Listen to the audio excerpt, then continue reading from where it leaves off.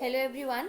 I had set up this channel with the basic objective of revision purpose for the students of my college wherein I am working as an assistant professor. But now you can say it has been a source of inspiration, or it has been a motivation factor for me to enhance the contents that I am covering in this channel. Now I'll be covering majority of the subjects that are being taught to you at the UG and PG level concerning the commerce and management background.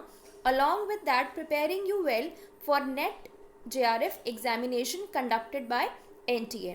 As far as my qualification is concerned, I have myself qualified my JRF examination in July 2018, and I have qualified my NET examination 3 times after that. So I just hope my experience, my guidance would be beneficial for you to crack your JRF examination. As far as JRF examination is concerned, what I believe is the first thing that you require is a positive mindset for that, right? That nothing can stop you from cracking your JRF examination. That is the basic requirement for you. Don't get panicked by what people are saying कि बहुत tough होता है, ये होता है, वो होता है. I have cleared it. I know क्या होता है, कैसे होता है, बहुत tough नहीं होता है, right? So I would suggest you not to get panicked at all and start well with your preparations whenever so it is, right?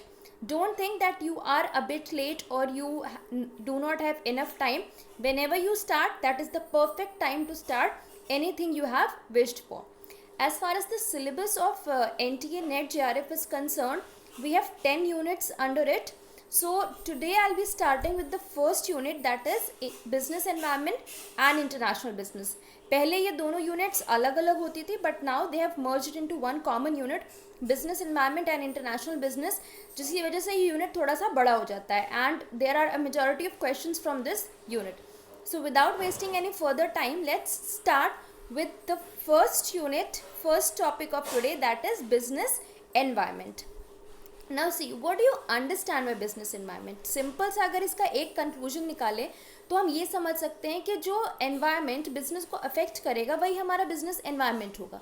ठीक है, तो एक चीज़ जो यहाँ पे समझने वाली है कि बिजनेस को सिर्फ हमारे कंपनी का एनवायरनमेंट ही नहीं अफेक्ट करता है, बाहर का भी एनवायरनमेंट अफेक्ट करता है. चाहे वो गवर्नमेंट के रूल्स और रेगुलेशंस हो, कोई टेक्नोलॉजिकल अपग्रेडेशन हुआ हो, कोई नई पॉलिसी बनी हो, ठीक है, कोई आपकी इकोनॉमिक कंडीशंस की वजह से आपका बिजनेस अफेक्ट हो रहा हो, ये सारे फैक्टर्स आपके बिजनेस को अफेक्ट करते हैं. ठीक है, तो you can say that business environment is dynamic, it keeps on changing, it's never static. तो ऑर्गेनाइजेशंस के लिए ये बहुत डिफ़िकल्ट हो जाता है कि उसका ट्रैक कैसे रखें.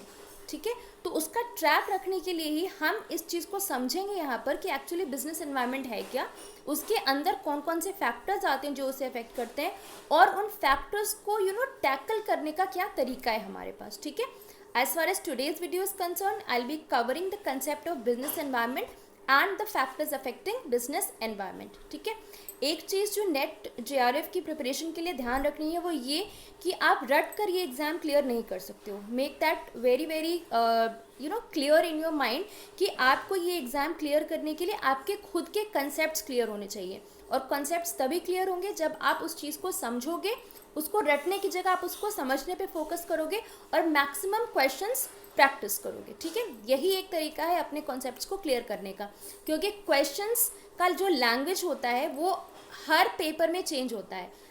As far as my knowledge and my experience is concerned, किसी भी एग्जाम में, चाहे वो जुलाई का हो चाहे दिसंबर का हो, language of the question does not remain the same. Question same हो सकता है, अल्टीमेटली उसका आंसर भी वही निकलेगा, बट उसका जो लैंग्वेज होगा वो ट्विस्ट एंड टर्न्स के साथ होता है, और यही वजह होती है कि बच्चे एग्जाम में कंफ्यूज होते हैं और गलत आंसर्स मार्क करते हैं. तो आपका जो फोकस है वो इस चीज़ पे होना चाहिए कि आप अपने कॉन्सेप्ट्स को कितनी अच्छी तरह क्लियर कर पा रहे हो. Let's start with the topic. As far as business environment is concerned, it is a combination of all activities connected with production, trade, banking, insurance, finance, and numerous other related activities, right?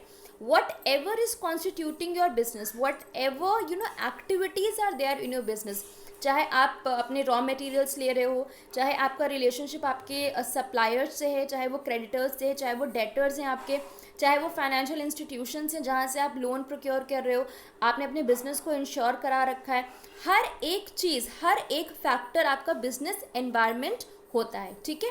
तो basically जिस you can say जिस surrounding में आपका business operate कर रहा है उसे हम बिजनेस एनवायरनमेंट कहते हैं। आई होप ये कॉन्सेप्ट क्लियर हो गया होगा, बहुत ही सिंपल है। अब बात करते हैं फैक्टर्स अफेक्टिंग बिजनेस एनवायरनमेंट। दो फैक्टर्स होते हैं, इंटरनल और एक्सटर्नल। इंटरनल फैक्टर्स वो होते हैं जो बिजनेस अपने लेवल पे बनाता है, ठीक है, वो फैक्टर्स होते हैं। अभी हम आगे पढ़ेंगे कि उसके इंटरनल में और एक्सटर्नल में कौन कौन से फैक्टर्स आते हैं। एक चीज़ हमें यहाँ पे जो याद रखने वाली बात है वो ये है कि इंटरनल फैक्टर्स पे बिजनेस का कंट्रोल होता है, उसे वो अपनी रिक्वायरमेंट के हिसाब से मैनिपुलेट कर सकते हैं। लेकिन एक्सटर्नल एनवायरनमेंट पे बिजनेस का कोई कंट्रोल नहीं होता है and it can not be manipulated और changed as per the requirement of the business और द बिजनेसमैन, ठीक है। तो अब क्या समझ में आया इससे, इंटरनल हमारे कंट्रोलेबल है, एक्सटर्नल फैक्टर्स हमारे अनकंट्रोलेबल हैं, ठीक है। अब देखते हैं कि इंटरनल फैक्टर्स में क्या क्या आता है और एक्सटर्नल फैक्टर्स में क्या क्या आता है। पहले बात करते हैं इंटरनल फैक्टर्स के बारे में। As far as internal factors are concerned, you can see I have jotted down 6 points here. First is culture, second is vision, mission, objectives, third is top management structure, fourth is power structure, fifth human resources and sixth is company policy. In factors को जब आप one by one पढ़ रहे हो तो simple सी बात आपको ये समझ में आ रही है कि चाहे वो ऑर्गेनाइजेशन का कल्चर हो, कंपनी ने कोई विजन मिशन या ऑब्जेक्टिव्स बनाए हो, टॉप मैनेजमेंट का स्ट्रक्चर हो, आपका पावर स्ट्रक्चर हो, आपके ह्यूमन रिसोर्सेज हो या आपकी कंपनी की कोई पॉलिसी हो, वो सब बिजनेस अपने लेवल पे बनाता है, ठीक है। ये चीज़ तो समझ में आ रही है ना कि ये सारे फैक्टर्स वो फैक्टर्स हैं जो बिजनेस अपने लेवल पे बनाता है और अपने लेवल पर ही ऑल्टर करता है, ठीक है। अगर हम ऑर्गेनाइजेशन कल्चर की बात कर रहे हैं तो बेसिकली हम वो वैल्यूज़, बिलीव्स या एथिक्स की बात करें जिनके बेसिस पे हमारा बिजनेस रन करेगा। Vision, mission, objectives again will be a part of the strategic implementation of the organisation. Top management structure में हमारे board of directors, CEO, CFO ये सब आएंगे। पावर स्ट्रक्चर में whatever authority that is governing your business that will be constituting under power structure. फिर आता है human resources. Human resources you all are very very aware that they are refer to as the asset of the organisation, ठीक है। तो अपने employees को लंबे time के लिए रिटेन करना, उनकी नीड्स को समझना, उसको फुलफिल करना। अगेन अगर आपका एम्प्लॉय आपके पास लॉन्ग टर्म के लिए रह रहा है तो ये आपके ऑर्गेनाइजेशन के लिए ही बेनिफिशियल है, क्योंकि बार बार एम्प्लॉयज़ को रिक्रूट करना, बार बार उनका ट्रेनिंग डेवलपमेंट का एक्सपेंसेस पे एक्सपेंसेस बियर करना, ये एक कॉस्टली अफेयर हो जाता है कंपनी के लिए।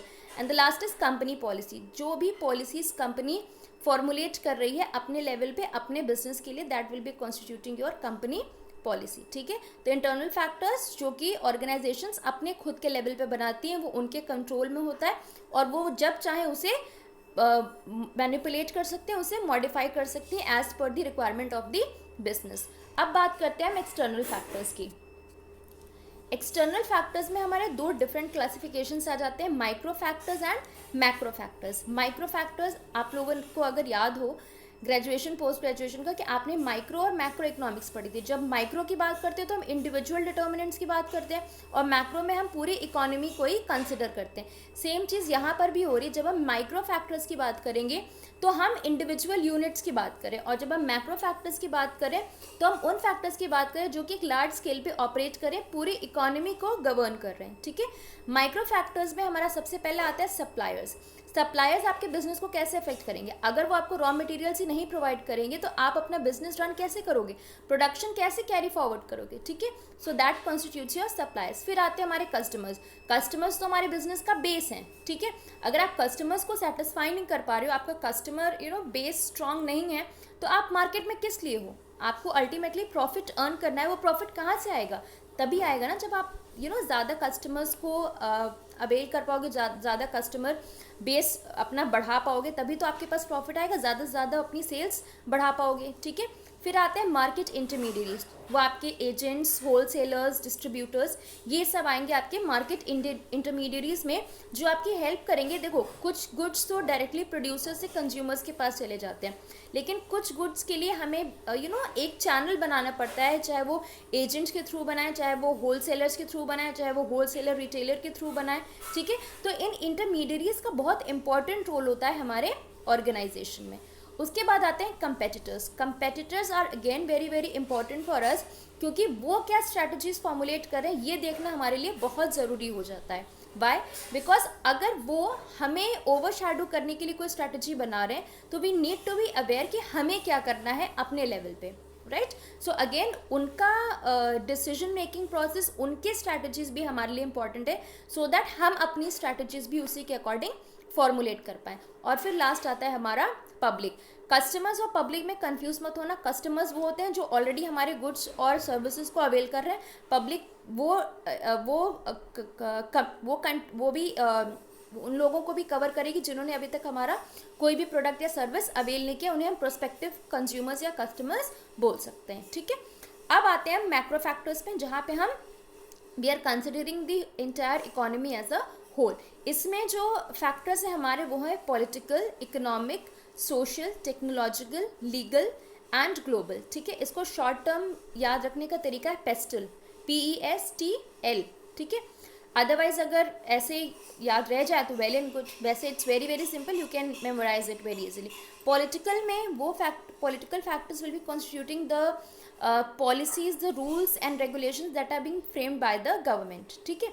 जैसे कि डीमोनेटाइजेशन हुआ था तो वो सबको फॉलो करना था, आपकी विश या बिल के अकॉर्डिंग नहीं था वो, everybody had to follow, so you are also a part of it, whether you are an individual और you are a business, you had to be a part of it. फिर आता है हमारा economic. हमारी जो इकोनॉमिक कंडीशंस हैं वो recession में हैं या वो ग्रो कर रही हैं, everything has to be consider, ठीक है। और उसी के हिसाब से हम डिसीजंस भी लेते हैं अपने बिजनेस में, ठीक है। अगर इकोनॉमी आज रिसेशन में जा रही है तो हमें अपने प्रोडक्ट्स को कैसे मार्केट में लॉन्च करना है कि हम अपनी सेल्स को तब भी मैक्सिमाइज करके तब भी हम प्रॉफिट्स अर्न कर पाएँ, everything has to be analyse. उसके बाद आता है सोशल। सोशल में you can understand the social welfare that we are talking about, कि हम सोसाइटी को क्या बेनिफिट दे रहे हैं, ठीक है। Until and unless our product is benefiting the society, it is of no use for them and hardly people are going to purchase it. Next is technological, the technological upgradations that we are having in terms of productions, ठीक है। उसके बाद आता है legal, जो भी rules और regulations बनते हैं, जो भी एक्ट्स बनते हैं, कंपनीज एक्ट हुआ, MRTP एक्ट हुआ, ये सारे एक्ट्स जो हैं हमारे जो बिजनेस को गवर्न कर रहे हैं वो सब लीगल में आएंगे। और लास्ट है हमारा ग्लोबल। जब भी हम इंटरनेशनलाइजेशन की तरफ बढ़ते हैं, जब भी हम ग्लोबलाइजेशन की बात करते हैं, यानी कि इंटरनेशनलाइजेशन क्या हुआ कि हम अपनी डोमेस्टिक कंट्री से बाहर जाकर अपने प्रोडक्ट्स और सर्विसेज को सेल कर रहे हैं, ठीक है। तो ये जो हमारा एक स्टेप होता है ना, ये हमारा आता है ग्लोबल में। उसके लिए हमें अपने एनवायरनमेंट को तो एनालाइज करना ही है, साथ ही साथ हमें ये भी देखना है कि हमारे ग्रोथ के चांसेस कैसे हैं बाहर, ठीक है। तो उसके लिए हमें वहाँ की इकोनॉमी को भी स्टडी करना पड़ता है, या फिर कोई भी एक डिसीजन जो ग्लोबली किसी इंस्टीट्यूशन ने लिया हो वो सारी कंट्रीज को फॉलो करना पड़ता है, ठीक है। So that will be constituting your global. I just hope कि ये फर्स्ट यूनिट का फर्स्ट टॉपिक सबको क्लियर हो गया होगा। Try to be very regular with the channel so that you can get all the latest updates. Please do subscribe and share the channel as much as possible. Thank you.